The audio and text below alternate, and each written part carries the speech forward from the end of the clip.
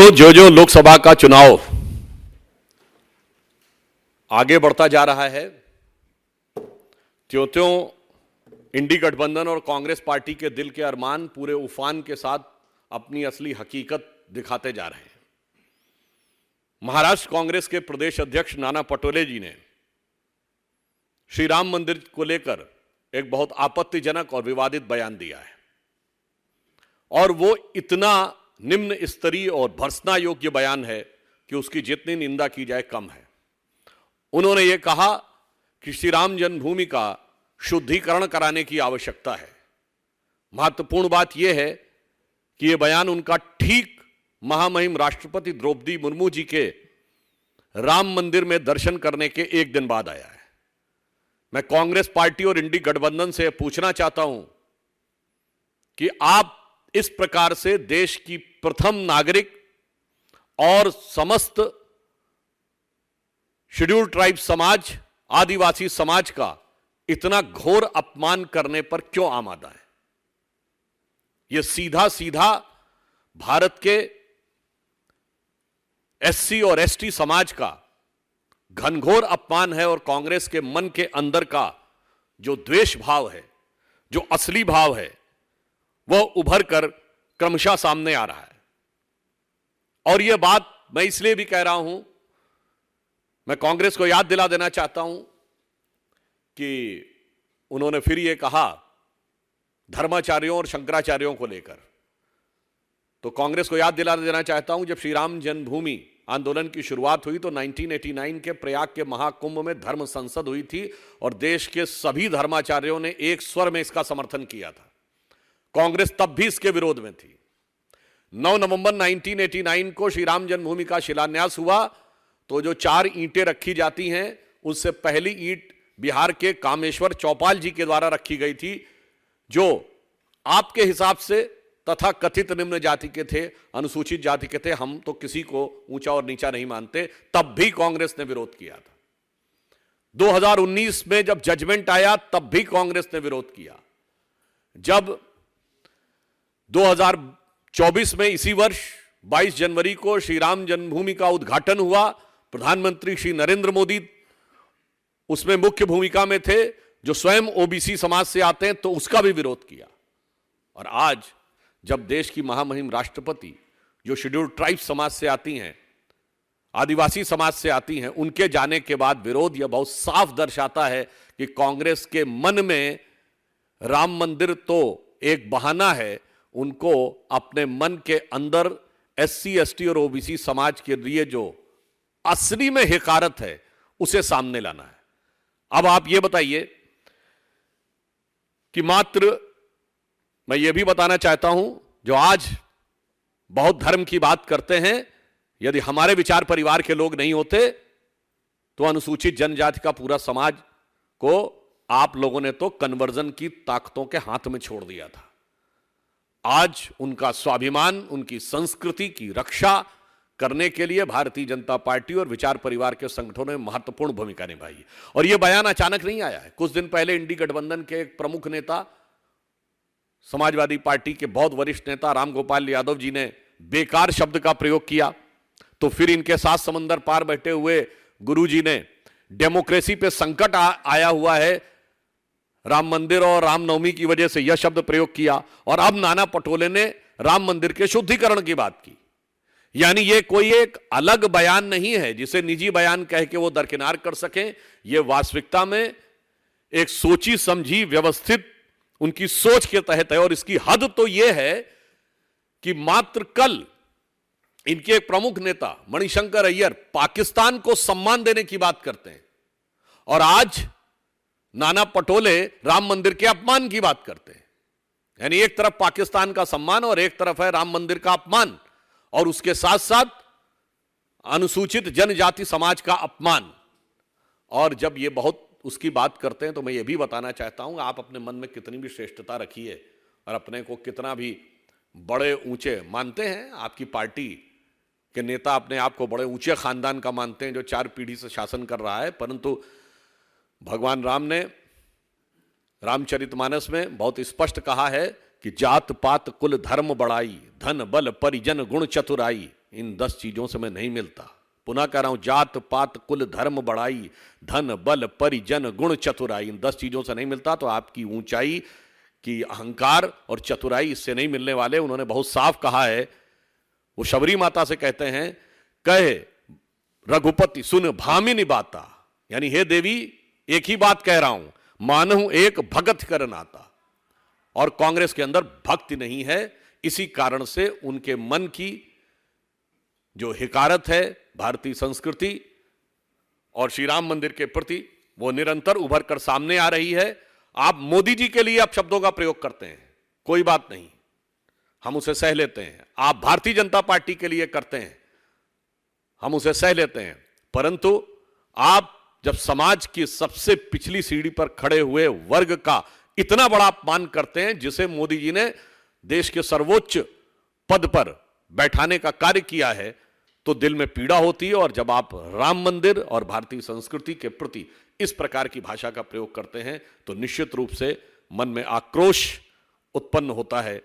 और पुनः इससे एक बात साबित हो जाती है कि यदि कांग्रेस के गठबंधन सहयोगियों ने इरेडिकेशन ऑफ सनातन धर्म, अर्थात हिंदू धर्म के समूल नाश की कॉन्फ्रेंस की थी, तो वो कॉन्फ्रेंस सिर्फ बातों तक नहीं सीमित है, वो उनके कर्मों में भी दिखाई पड़ रही है। मुझे याद रखना चाहिए कि उनके सबसे बड़े नेता, उनके लिए परम आदरणीय वंदनीय राहुल गांधी जी, जो अपने बयानों के कारण बहुत निंदनीय हो गए हैं। अरे भाई, उनके पर जो मेहरबान सीमा पार के भाईजान हैं फवाद चौधरी, जिन्होंने राहुल साहब और जाने क्या क्या बोला है, उन्होंने पाकिस्तान की नेशनल असेंबली में खड़े होकर बोला था बतौर minister of Imran Khan government कि हमने पुलवामा तक घुस के मारा है। तो रेवंत रेड्डी जी, जानकारी नहीं है या इतनी मोहब्बत है कि राहुल गांधी के लिए साहब कहने वाले पाकिस्तानी मंत्री के कहने के बाद भी आपको दिखाई नहीं पड़ रहा है, सुनाई नहीं पड़ रहा है। तो सोते व्यक्ति को जगा कर दिखाया जा सकता है, और जागा हुआ जो आंखों से भी न देखना चाहे उसे दिखाया नहीं जा सकता। देखिए, केजरीवाल जी आज बाहर आए हैं और देखिए किस कदर जश्न मनाया जा रहा है। इसमें मैं कहना चाहूंगा कि केजरीवाल जी, जैसे लुटियन जोन में कुछ एलीट क्लब होते हैं ना, वैसे भारतीय राजनीति में कुछ एलीट क्लब हैं। हम लोग अभी बचपन में सुनते थे, कोई व्यक्ति विदेश से लौट के आता था तो उस जमाने में बड़ा होता था फॉरेन रिटर्न है। वैसे ही भारतीय राजनीति में एक एलीट क्लब है jail return, prison return. Kejriwal ji अब जेल रिटर्न चीफ मिनिस्टर्स के एलीट क्लब में शामिल हो गए हैं। यह वो क्लब है जो बहुत पुरानी सदस्यता जिन्होंने ली है। 1997 में लालू प्रसाद यादव जी इस क्लब के सदस्य बने। 1996 में तमिलनाडु की मुख्यमंत्री जयललिता जी इस क्लब की सदस्य बनी। फिर सन 2000 में तमिलनाडु के मुख्यमंत्री करुणानिधि जी जेल रिटर्न क्लब के सदस्य बने। फिर 2006 में झारखंड के मुख्यमंत्री Shibu Soren ji jail return club के सदस्य बने। फिर 2008 में मधु कौड़ा जी जेल रिटर्न क्लब के सदस्य बने। और मजे की बात यह है कि अब उस जेल रिटर्न क्लब के सदस्य बनने के बाद जो खुशी मना रहे हैं आम आदमी पार्टी के लोग, तो मुझे लगता है कि अन्ना को अपना गुरु मानने के बाद लालू यादव जी को अपना गुरु मानने का जो उन्होंने दिखाया था रामलीला मैदान में, तो उसका पूरा प्रभाव उनके ऊपर नजर आ रहा है। तो जेल से आने पर, और वो भी केवल शॉर्ट टर्म में विशेष परिस्थितियों में जैसा दिया गया है, उसके बाद जो उनकी ये खुशी दिखाई पड़ रही है, तो मतलब लगता खुशी मिली इतनी जो मन में ना समाए, पलक बंद कर लूं कहीं छलक ही ना जाए। तो इस इंडी गठबंधन के लिए मैं एक बात कहना चाहूंगा। देखिए कितनी मजेदार बात यह है, जो दहाड़ दहाड़ के कहते थे शीला दीक्षित जी को जेल में डाल देंगे, जो चिंगाड़ चिंगाड़ के कहते थे सोनिया गांधी जी को जेल में डाल देंगे, तिहाड़ में जाकर उनके सुर कैसे बदल गए कि वो आकर इन्हीं के आगे नतमस्तक हो गए। और क्यों? अब उनके बीच में कोई दरार नहीं है, क्योंकि उस पर मोदी विरोध का इश्तेहार चिपक गया है।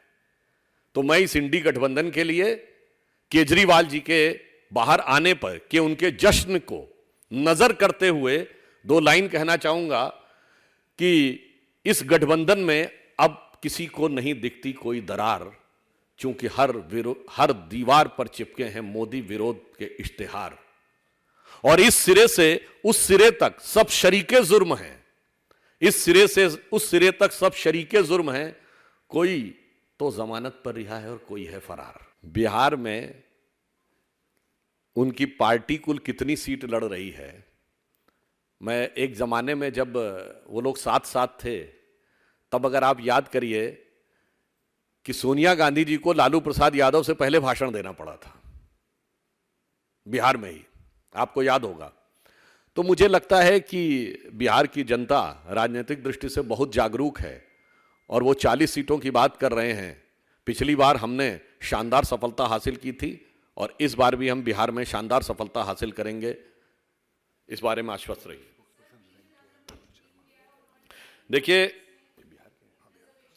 अभी एक जानकारी यह भी लगी है कि कांग्रेस की न्याय यात्रा में महत्वपूर्ण भूमिका निभाने वाले उनके बिहार के एक नेता और बिहार के उपाध्यक्ष रहे श्री विनोद शर्मा जी ने, जो प्रवक्ता भी रहे, उन्होंने इस्तीफा दे दिया है।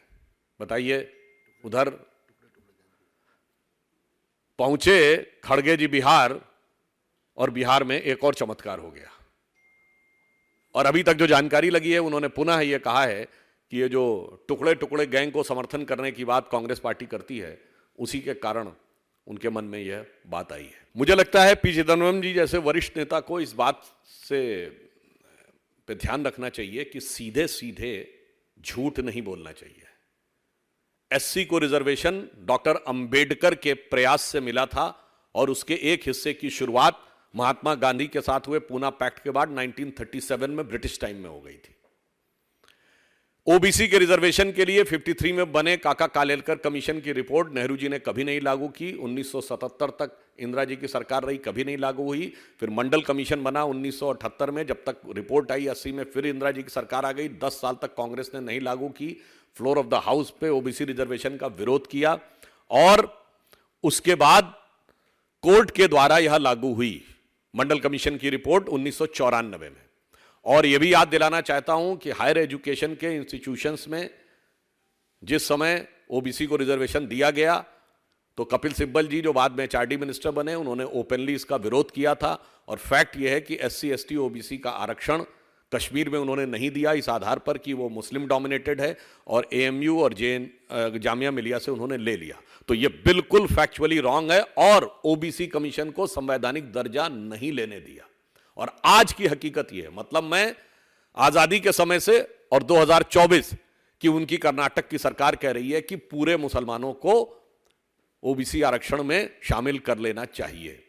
तो मेरे ख्याल से चिदम्बरम जी को पुराने समय से लेकर आज तक के फैक्ट्स को एक बार देख लेना चाहिए, उसके बाद इस प्रकार की बात कहनी चाहिए। हमारा नारा है जात पे ना पात पे, मोहर लगेगी हाथ पे। तो कृपया चिदम्बरम जी जाके पढ़ रहे, नहीं तो करोड़ों लोग जाके नेट पे जाके उसे पढ़ सकते हैं। दूध का दूध पानी का पानी हो जाएगा, राहुल गांधी के शब्दों में। कानूनी और विधिक मुद्दों के ऊपर न्यायालय ने किन बिंदुओं को ध्यान में रखकर उनको ये बेल दी है, या इसको टेक्निकली पैरोल कहेंगे, और किन किन शर्तों के तहत दी है, वो शर्तें भी बड़ी गंभीर हैं कि वो मुख्यमंत्री हैं और मुख्यमंत्री कार्यालय नहीं जा सकते, मुख्यमंत्री हैं कोई फाइल नहीं साइन कर सकते, मुख्यमंत्री हैं प्रशासनिक स्तर पे कोई आदेश और इवन इस विषय से संबंधित बयान नहीं जारी कर सकते। तो वो न्यायालय का विशेषाधिकार है। परंतु ऐसा पहली बार नहीं हुआ है। देश में दर्जनों नेता जो जेल जा चुके हैं, उसी श्रेणी में केजरीवाल जी भी शामिल हो गए हैं। और मैंने कई मुख्यमंत्रियों को तो नाम गिनाए थे, और उससे पहले भी 2010 में सुरेश कालमाणी जी, 2011 में कनिमोझी जी और ए राजा इत्यादि उस श्रेणी में आकर अब वो गर्व के साथ स्थापित हो गए हैं। नई राजनीति नए स्वरूप में पुरानी बोतल में कैसे प्रविष्ट कर जाती है, ये केजरीवाल जी के चरित्र में राहुल गांधी जी की संगति में आने के बाद बहुत साफ दिखाई पड़ता है कि देश की सबसे पुरानी धुरानी पार्टी के संगत में आके नई नवेली पार्टी कैसी अजब अलबेली हो जाती है, वो साफ साफ दिखाई पड़ रहा है। सारे चैलेंजेस राहुल गांधी जी को भी किए गए हैं डिबेट करने के लिए। तो उसके बाद आज मैं पूछना चाहता हूं, राहुल गांधी जी किस हैसियत से पूछ रहे हैं? कांग्रेस के अध्यक्ष हैं, नेता प्रतिपक्ष हैं या इंडी गठबंधन के चेयरमैन हैं? आप हैं क्या भाई? एक सांसद हैं साहब, एक कांग्रेस पार्टी नहीं है जहां पर कि खड़गे जी अध्यक्ष हैं और फोटो राहुल गांधी जी की है जो सिर्फ एक सांसद है। एक सांसद यात्रा निकालता है और नेता प्रतिपक्ष दोनों सदनों के पीछे पीछे खड़े हो जाते हैं। तो मुझे लगता है राहुल गांधी जी की बहस करने और किसी भी विषय के ऊपर जानकारी कितनी इस स्तर की है कि बहस की जा सके, ये भली बात समझा जा सकता है। मैं उदाहरण के लिए बोलना चाहता हूं, अभी वो कुछ दिन पहले नहीं बोले थे, परसों नरसों, कि वो आईआईटी में वो लोग बैठे रहते हैं, अपर कास्ट है इसलिए फलां कास्ट को कम मिलता है, अगर ये फलां कास्ट बैठ जाएगी तो उसके वो क्वेश्चन पूछेंगे तो नंबर होंगे। उनसे पूछो भाई, तुम्हारे पिताजी के दादाजी ने 5 आईआईटी बनाई थी, एक जर्मनी के सहयोग से, एक ब्रिटेन के सहयोग से, एक अमेरिका के सहयोग से, एक रशिया के सहयोग से। इसमें दलित सवर्ण कहां से आ गया भाई? है मतलब F is equal to MA, अगर force is equal to mass into acceleration, इस सवाल में भी दलित सवर्ण होता है। तो अब ये समझिए, मैं बता रहा हूं, हम लोगों ने अपने जमाने में पढ़ा तो फिजिक्स में अमेरिकन राइटर रस्निक हेलिडे की किताब पढ़ते थे और मैथमेटिक्स में एक रशियन राइटर इरोडोफ की किताब पढ़ते थे। अब ये इरोडोफ और रस्निक हेलिडे में भी इनको दलित सवर्ण नजर आ, जिसको महाभारत में जीएसटी नजर आ गया हो, महाभारत में डिमोनेटाइजेशन नजर आ गया हो और इंजीनियरिंग में दलित सवर्ण नजर आ गया हो। बहस करने लायक है क्या?